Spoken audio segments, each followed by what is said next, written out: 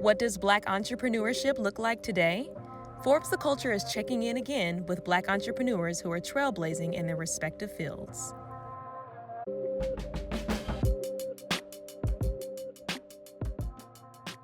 It's almost non-existent. It's been an issue since day one. We're close to 400 years. Martin Luther King's widow, Coretta Scott King, once said to me, she said, "Byron, as Black people in America, we've had four major challenges. Number one, end slavery. Number two, end Jim Crow. Number three, achieve civil rights." And then she choked up and she said, and number four, the real reason they killed my Martin, achieve economic inclusion. The way that I would look at entrepreneurship today is certainly a lot different than when I was first starting out in the business. I started out at Access Hollywood in 1999. So that was before social media, that was before Twitter, Facebook, YouTube, any of that.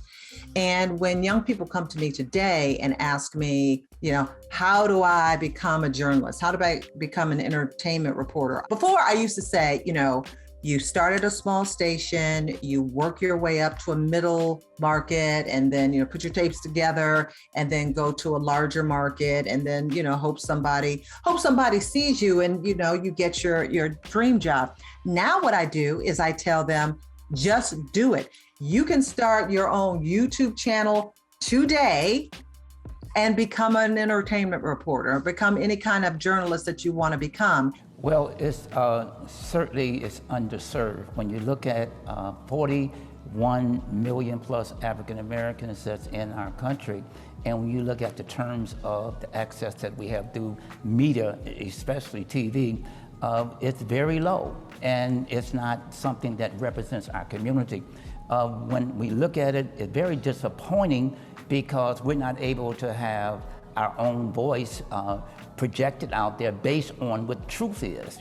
And many times when you're dealing with other entities and other outlets, they're going to edit and put out what they want to put out. I often say that whoever has the mic has the power and has the voice. We need more African Americans, especially in TV, and to be able to speak to our community, to uplift our community, and talk about more than just some of the things that we see as stereotypes. You see stereotypes where inner city killings and inner city, the woes of the inner city, but African American community is way beyond that. I would say things have definitely improved, that there are more folks of color who are helming production companies and directing and producing, but I would say it's not enough. As crazy as it sounds, I've been fortunate enough to tell our stories, which is kind of sounding crazy and ridiculous, but other people get to tell our stories. But if we were to try to tell their stories, we wouldn't get the gig. But people always get gigs to tell our stories because we're exotic. And I think for the longest time, this exotic look at us was not accurate. It's white male gaze, and those days have to come to an end.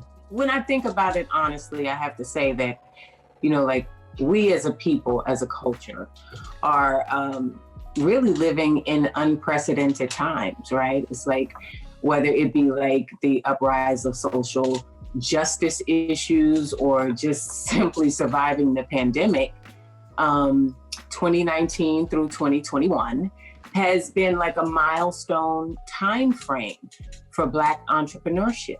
What I mean by that is there has legitimately been a crack, right, in this door that was viewed as normal, quote unquote. And that door has now been opened for change. And so Black people and people of color are breaking down these doors, squeezing through these cracks, and making a way for us to be at the table.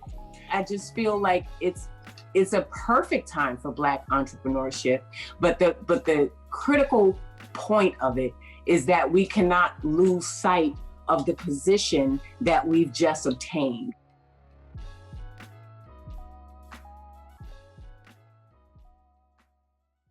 I really believe that after the George Floyd movement, after his death, and after the call of justice, not only from African Americans, but from all Americans, We're seeing more of the big corporations and the people that can help us. We're seeing that they're now saying that they're going to pledge and they're going to commit to it. But until then, we had to have the funding ourselves. Everything you see with Impact, we're in 93 million homes now, and we're on every major cable and satellite distribution. But it took something to get us there. You know, I started the company from my dining room table almost 30 years ago. And I started from my dining room table because I didn't have access to capital. And I owned the company 100%, not by design, but because no one believed in me and no one was willing to invest in me. So I had to do it phone call by phone call, day by day, week by week. And there were days I didn't eat. And there were days I was skipping meals, and there were days they turned off my phone because I couldn't pay my phone bill, and I was calling people from a payphone. This is before we had mobile phones. And I kept smiling and dialing and smiling. And I started syndicating one show. And now today we have approximately 70 shows. We have over about 12 cable networks, many digital platforms, including, Local Now, Comedy.tv, Sports.tv, HBCU Go, approximately 33 television stations in 20 markets. I've invested about $1 billion buying ABC, NBC, CBS, and Fox affiliates around the country. And I've invested that $1 billion to buy those assets in the last couple of years. I happen to be the largest owner of ABC, NBC, CBS, and Fox affiliates in America, black or white, that is not publicly traded or multi-generationally owned. If it's about us, ownership is the only way. Other than that, I don't want to be completely radical and say that it's slavery, because certainly it's not, but us not owning our own stories is blasphemous. Us not being able to participate in the monetization of our own stories is blasphemous. This wave of consciousness where, white corporations and white people, I saw a commercial, I forget for which bank, but it's like, Black entrepreneurs finally getting the money they need, we're going to help, all these things are happening, and there are people who are benefiting, and that's great. I still say we need more, we need much more.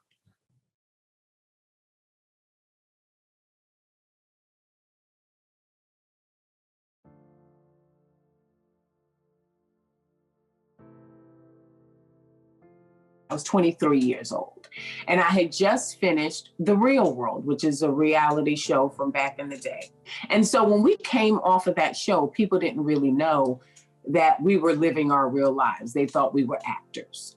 And so agents started contacting me regarding representation.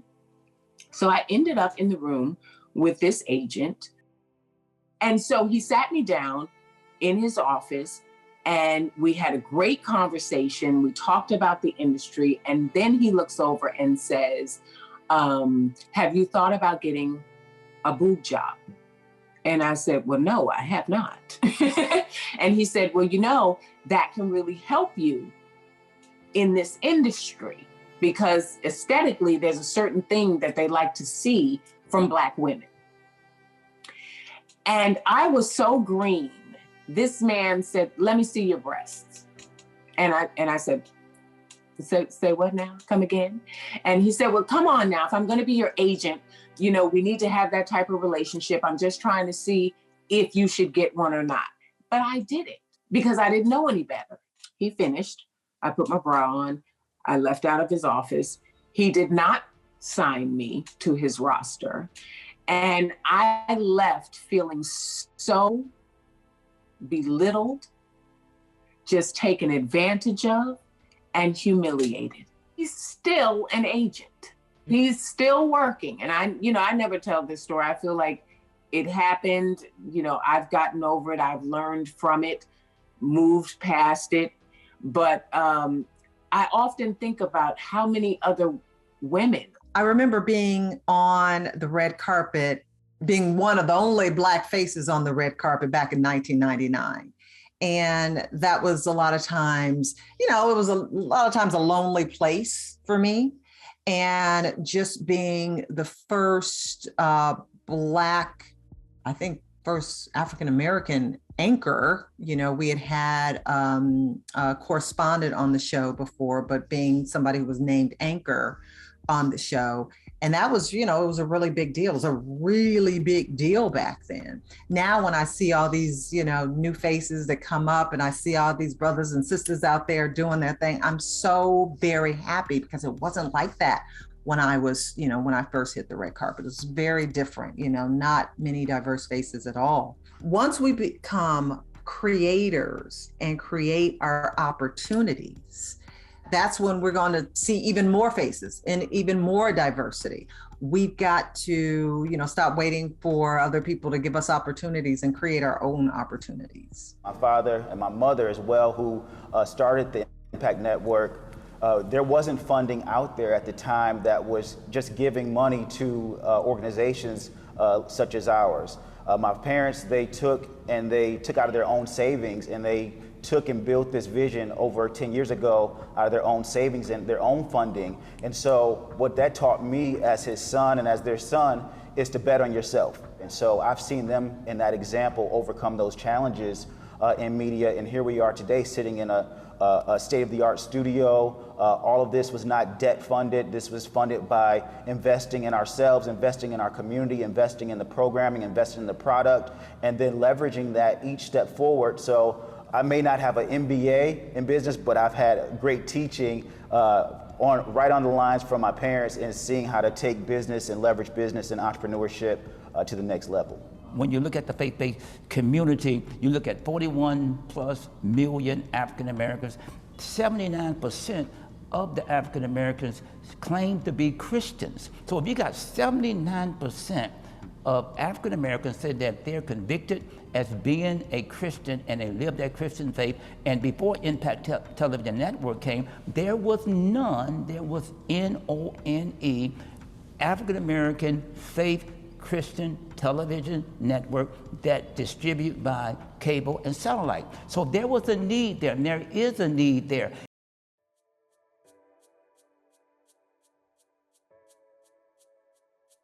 My goal as a Black founder is to generate generational wealth for my family. That's very, very important to me, and to inspire the next generation of entrepreneurs, right?